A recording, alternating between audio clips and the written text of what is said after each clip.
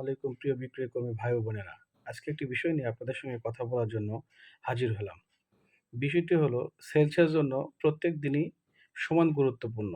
কিন্তু আপনাদেরকে জেনে থাকা উচিত মাসের ৩০ টা দিনের মধ্যে কোন দিনগুলো সেলসের জন্য খুব একজন সেলসম্যানের জানা প্রয়োজন ৩০ দিনের মাস হলেও সেলসের জন্য সব দিনগুলো গুরুত্বপূর্ণ নয়। কিছু দিন আছে যেগুলো সেলসের জন্য খুবই গুরুত্বপূর্ণ।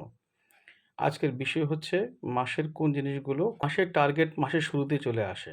এই টার্গেট নিয়ে আমাদের জল্পনা কল্পনা শেষ নেই। কিভাবে করব? কোথা থেকে করব?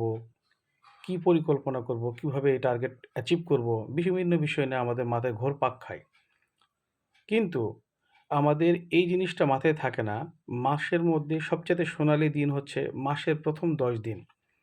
একজন সেলসম্যানের জন্য অত্যন্ত গুরুত্বপূর্ণ বিষয় হচ্ছে মাসের ১ম ১০ দিন এই সেলসের টার্গেট, লিড, কাস্টমার কন্ট্রাক্ট করা, কর্পোরেট অফিস ভিজিট করা, ডোর টু ডোর মার্কেটিং করা এবং লিড জেনারেট করা খুব গুরুত্বপূর্ণ অবদান রাখে।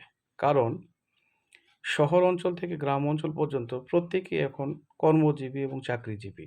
১ থেকে ১০ তারিখের মধ্যে প্রতিটি মানুষের বেতন থেকে শুরু করে মজুরি এবং বিভিন্ন জায়গা থেকে টাকা পয়সা হাতে যাওয়া আসা করে।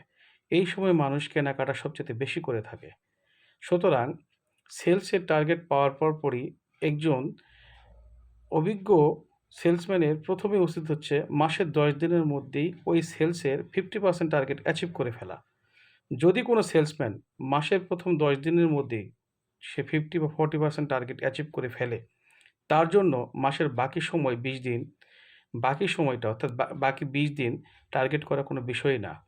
সুতরাং প্রত্যেকটা সেলসম্যানকে মাথায় রাখতে হবে মাসের ১০ দিন মানে হচ্ছে সোনালি সময়।